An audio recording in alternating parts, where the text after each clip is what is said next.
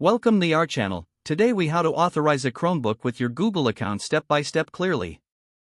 Turn on your Chromebook by pressing the power button. Wait for the welcome screen to appear. Select your preferred language from the options provided. Connect to a Wi-Fi network by choosing your network and entering the password if required. Once connected, click on Next or Continue.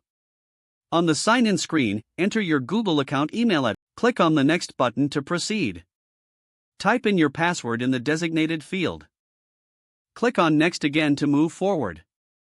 If you have two-step verification enabled, follow the prompts to complete this process. After signing in, you may see a screen for terms and conditions. Review the terms and click on Accept to agree. You may be prompted to set up additional features, such as Google Assistant. Follow the on-screen instructions to customize your settings if desired. Once you complete these steps, you will be taken to your Chromebook's main desktop.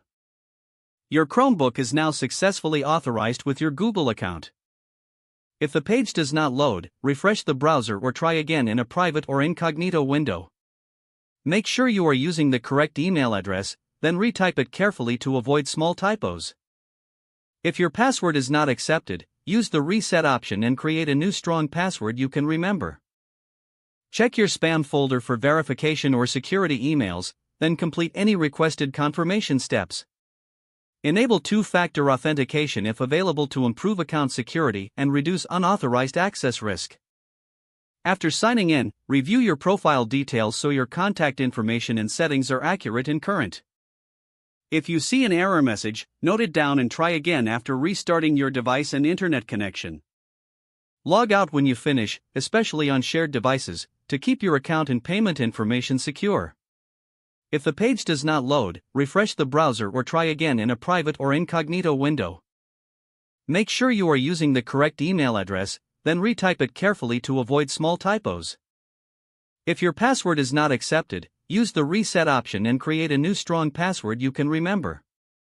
Check your spam folder for verification or security emails, then complete any requested confirmation steps. Enable two-factor authentication if available to improve account security and reduce unauthorized access risk. Don't forget to like this video and subscribe to our channel for more step-by-step tech guides.